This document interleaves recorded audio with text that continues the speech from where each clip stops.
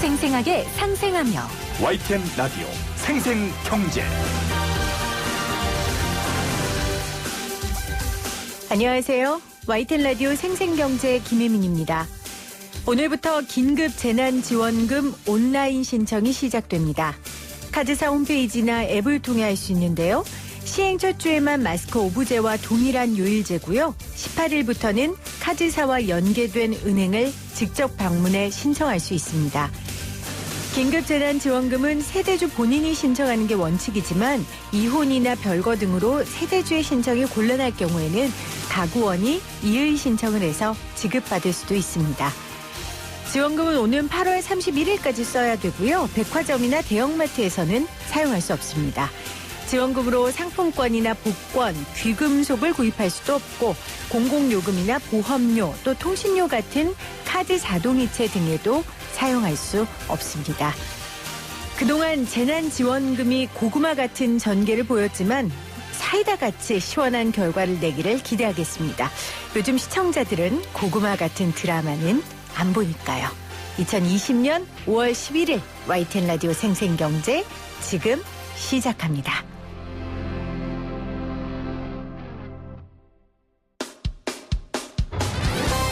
쉽다, 재미있다, 어라? 무슨 말인지 이해가 간다. YTN 라디오 생생경제.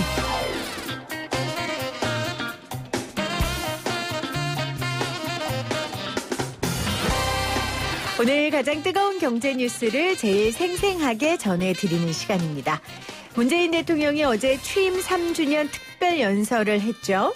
모든 취업자가 고용보험 혜택을 받는 전 국민 고용보험 시대의 기초를 놓겠다고 말했습니다. 그리고 한국형 실업부조제도인 국민취업지원제도도 조속히 시행하겠다고 했는데요. 국민고용보험이라니 이게 뭔가 싶으시죠? 김성희 고려대 노동문제연구소 교수와 이야기 나눠볼게요. 교수님 어서 오세요. 네, 안녕하세요. 자, 대통령이 어제 꺼낸 이 전국민 고용보험 이게 어떤 겁니까? 오늘 이제 고용보험제도는 사업장에 장기적으로 근속하시는 정규직 중심의 제도다 이렇게 볼 수 있죠. 네. 그래서 모든 노동자나 모든 일하는 사람들에게 혜택이 돌아가지 않는 그 고용안전망의 기능이 반쪽짜리였었는데 이것을 이제 모든 임금 노동자뿐 아니라 일하는 사람들 그 사용자인지 자영업자인지 노동자인지 헷갈리는 특수고용 플랫폼 노동자나 영세 자영업자들까지도 네. 모든 일하는 사람에게 적용하겠다. 이 개념으로 전국민이라는 표현을 썼죠. 그러니까 고용보험이라는 게 근로자가 실직한 경우에 예. 이제 생활 안정을 위하여 일정 동안 급여를 지급하는 거잖아요. 근데 지금까지는 정규직 중심의 제도였는데 이런 제도를 전 국민으로 확대하겠다는 거예요.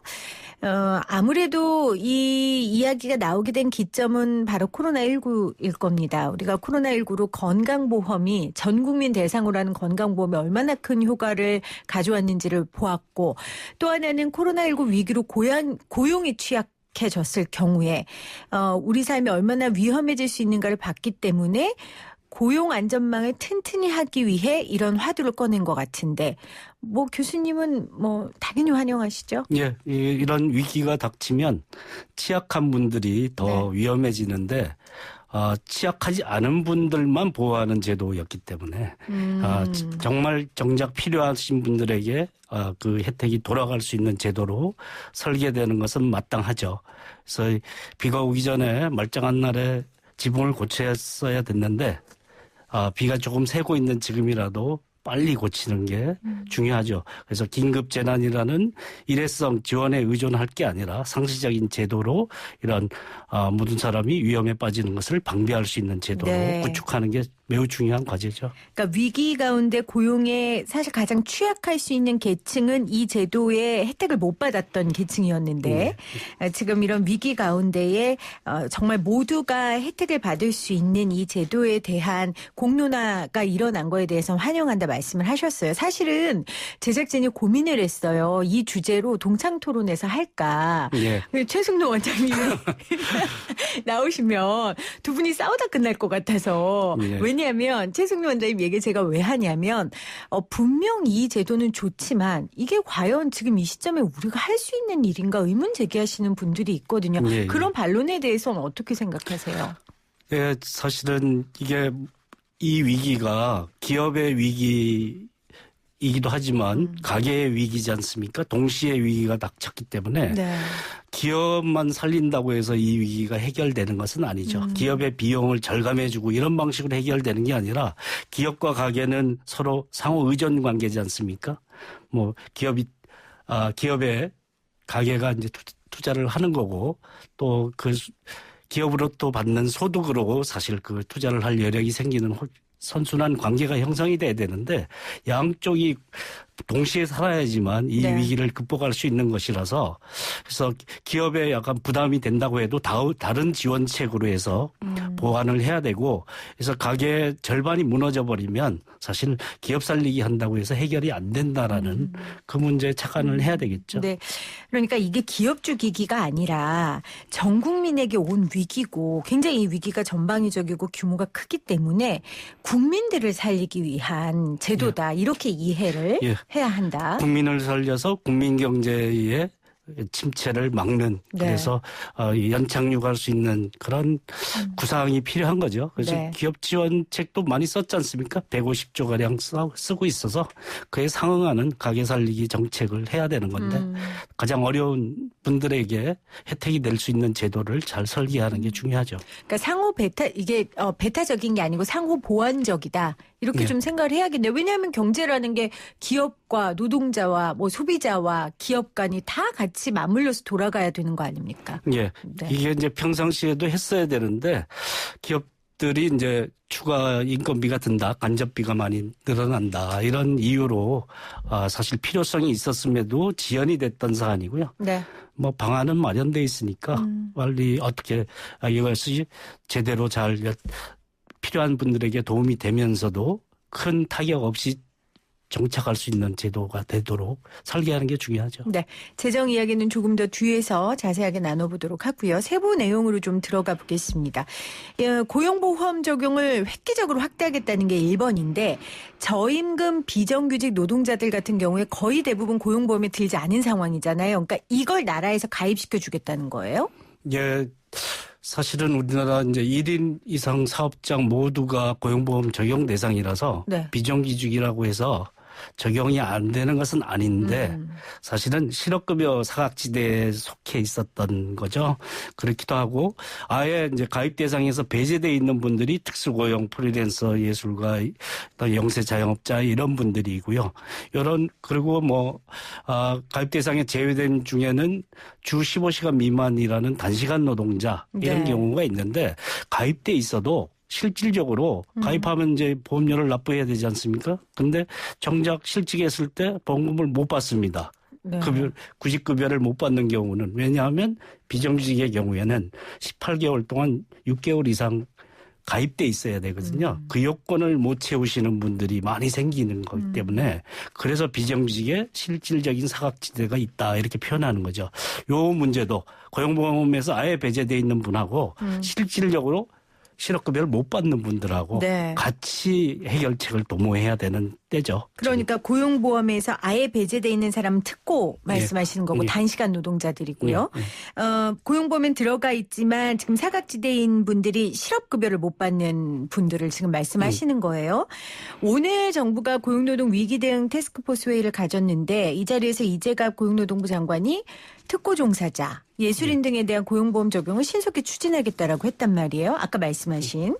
그런데 이미 그 특고 종사자와 예술인 고용보험 가입을 위한 고용보호법 개정안이 국회에 계류 중인 걸로 제가 알고 있거든요. 한정혜 의원이 발의한. 예. 그럼 어떻게 탄력을 받을까요? 근데 시간이 없어서. 오늘 지금 환호회 열고 있습니다. 네.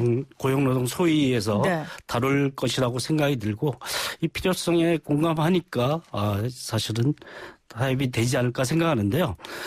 야당이 반대가 있을 수 있는데 왜냐하면 특수고용인 노동자냐 아니냐의 논란이 여러 가지가 있습니다. 근로기준법을 적용하는 문제가 있는데 근로기준법과 노조법 적용과 별개로 네. 이런 위험에 대해서 최소한의 안전망은 있어야 되지 않느냐. 그래서 고용보험법만은 그 논란과 별개로 다루자. 이것에 합의하면 가능하다라고 볼 수 있습니다. 그러면 오랜 기간 이런 논쟁을 벌이는 걸 우리 교수님이 보셨으니까 이번엔 조금 이 부분만큼은 전망이 밝다고 볼 수 있을까요? 왜냐하면 사회적인 합의도 굉장히 많이 됐고 코로나19라는 위기도 생겼고. 예. 긴급지원제도의 필요성이 있는 것은 상시적으로 제도화할 필요성이 있는 곳이죠. 그런 공감대는 있다라고 생각이 듭니다.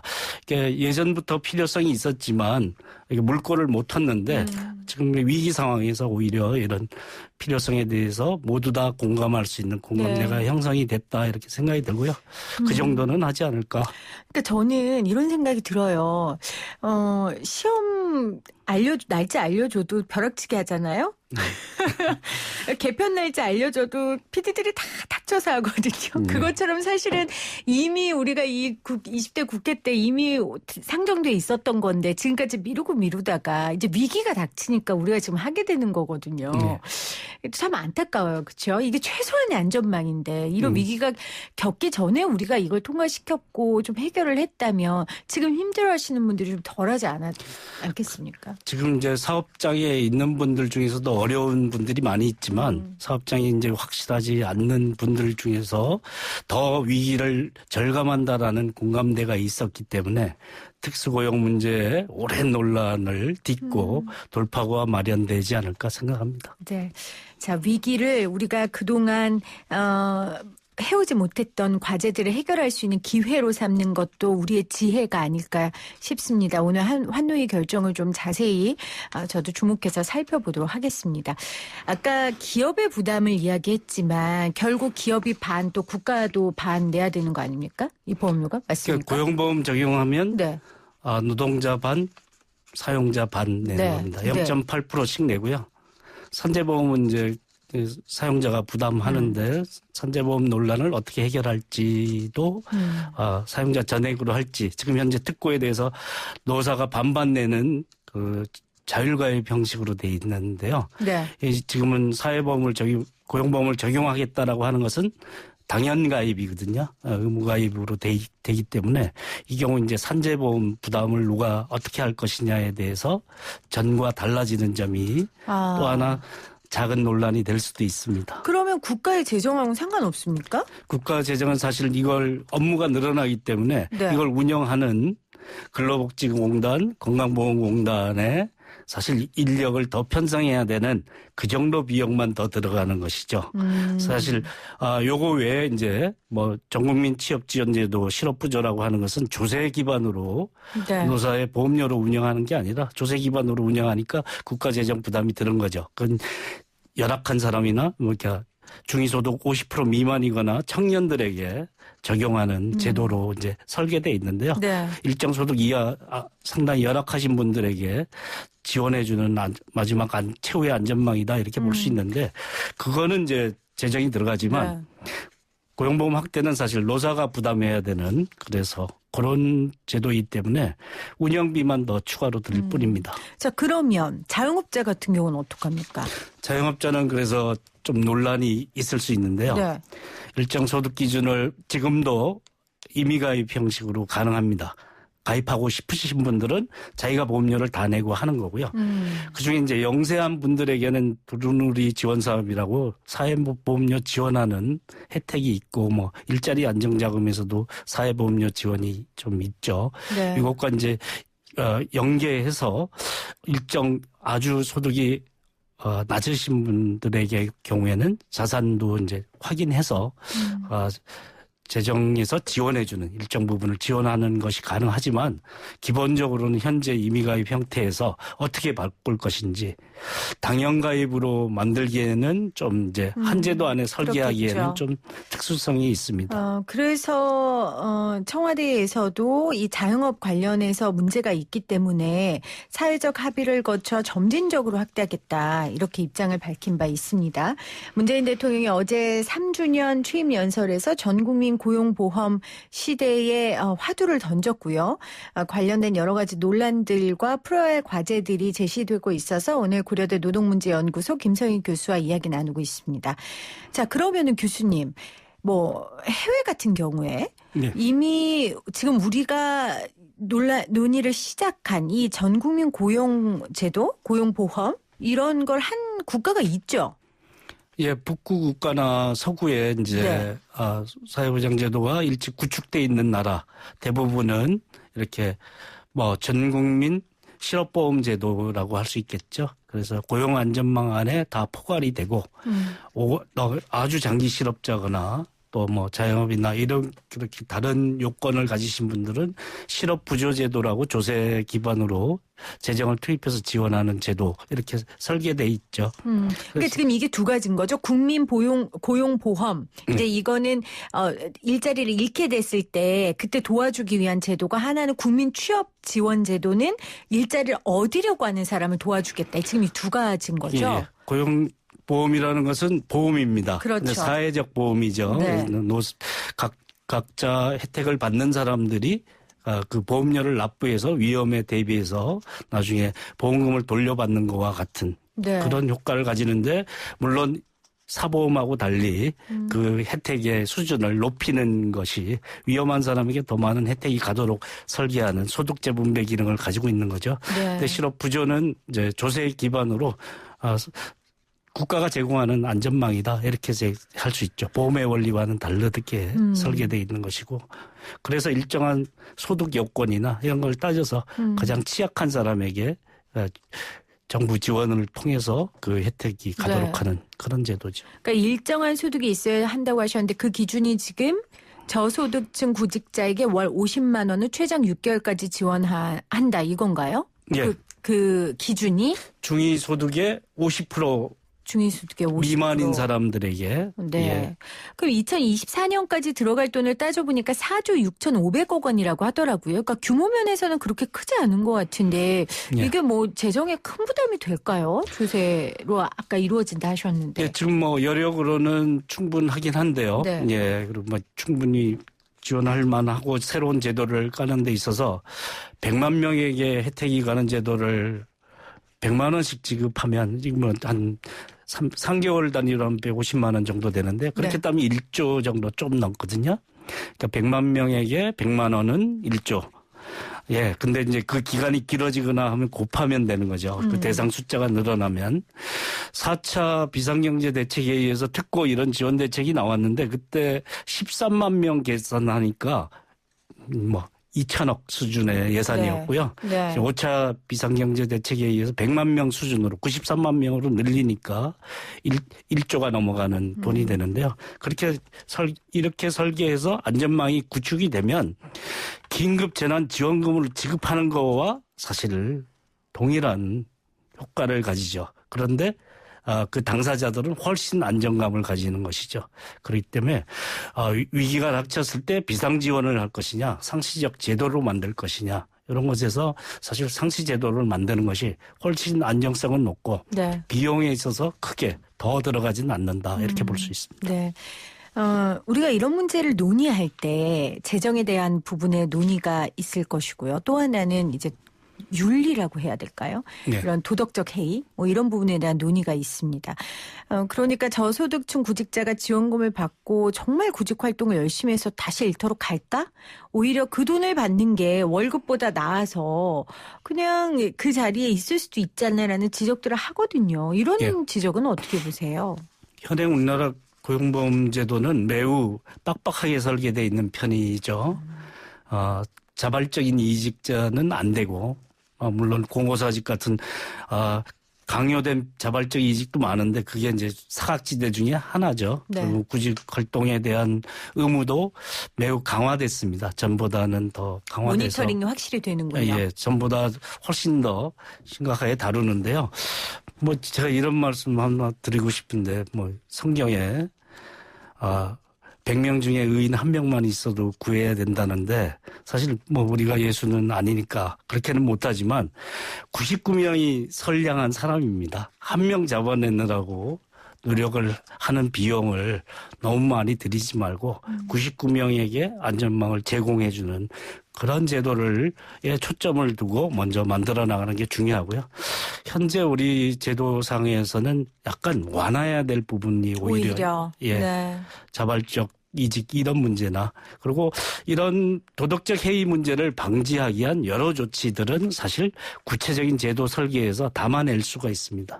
뭐 자발적 이직자도 유예 기간을 둬서 회사 옮기기 위해서 그만둔 사람한테 안 줍니다. 3개월, 6개월의 유예 기간을 두면 네. 그래서 필요한 사람에게 가듯이 이런 식의 조건들이 매우 잘 갖춰져 있는 것, 뭐 그걸 갖출 수 있다. 충분히. 뭐 그것에 대해서는 지나치게 염려하는 것이 사실 이런 안전망을 만들어 나가는데 장애 요소가 되는 측면이 있으니까. 네. 네. 그러니까 그 한 명이 혹시나 있을 그 한 명이 한 명보다는 정말로 의지를 갖고 하고자 하는 99명을 돕는다고 생각하고 혹시나 그 한 명이 있을지라도 예. 그 한 명을 도와주지 않으면 그 한 명이 어떻게 일탈하거나 어려움을 겪을지 모르니 그 사회적 비용이 더 클 수 있잖아요. 예. 여러 측면에서 이런 제도가 최소한의 안전망을 구축하는 건 옳다라는 말씀이신 것 같아요.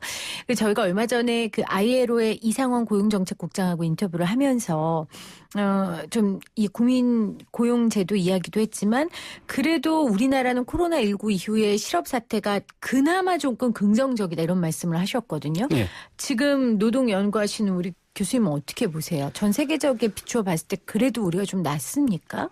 예, 뭐 미국하고 대비를 많이 하지 네, 않습니까? 네. 미국 뭐 일시해고가 수시로 벌어지는 곳이고 안전망이 없기로 유명하다 보니까 뭐 이런 긴급 지원에 천문학적인 돈을 투입하지 않습니까? 350조가 넘는 돈을 투입해야지. 네. 그래도 사각지대가 여전히 많아서 신음하고 있는 문제가 생기는 거고 아직까지 이제 우리가 제조업 기반이 강하고 사업장 기반이 있는 곳에서 아직 충격파는 최소화시키고 있는 중이다라고 볼 수 있죠. 그러다 보니까 그 안전망 밖에 있는 점점 늘어나는 특고 영세자영업과 경계선 같이 겹쳐져 있는 네. 그 부분에 대해서 우선 대책이 마련이 필요하다라는데 공감대가 생기는 것처럼 우리가 미진했던 부분을 할 만큼의 약간의 여유를 가지고 있다 이렇게 볼 수 있겠죠. 네.